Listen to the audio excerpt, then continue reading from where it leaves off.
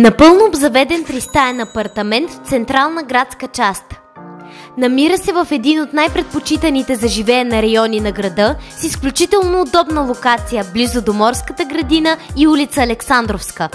Разпределението на жилището се състои от антре, хол с трапезария и кухня, 2 спални, мокро помещение, баня и отделна тоалетна.